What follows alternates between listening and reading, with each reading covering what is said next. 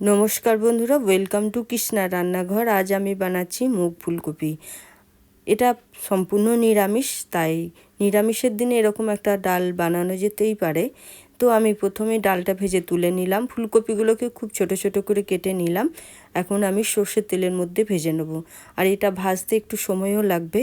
ততক্ষণে আমি ডালটাকে সিটি দিয়ে দেবো।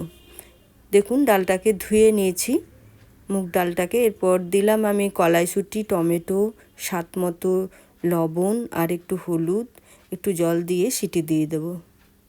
বন্ধুরা দেখুন, ততক্ষণে কিন্তু ফুলকপিটাও ভাজা হয়ে গেছে। এখন আমি ফুলকপিটা তুলে নিচ্ছি। রেসিপিটা ভালো লাগলে ইউটিউব থেকে দেখলে সাবস্ক্রাইব, লাইক, শেয়ার, কমেন্ট করবেন। ফেসবুক থেকে দেখলে আমার পেজটাকে ফলো করে লাইক, শেয়ার, কমেন্ট করার অনুরোধ রইল। সর্ষের তেলের মধ্যে গোটা জিরে, শুকনো লঙ্কা, তেজপাতা, নারকেল আর কিছু গোটা গরম মশলা দিলাম। এখন খুব ভালো করে ভেজে নিলাম। এরপর সিদ্ধ ডালটা দিয়ে দেবো।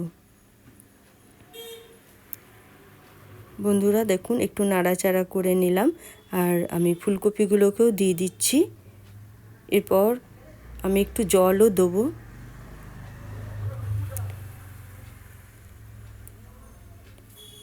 বন্ধুরা একটু নাড়াচাড়া করে নিচ্ছি, আর একটু স্বাদ মতো মিষ্টি দিলাম।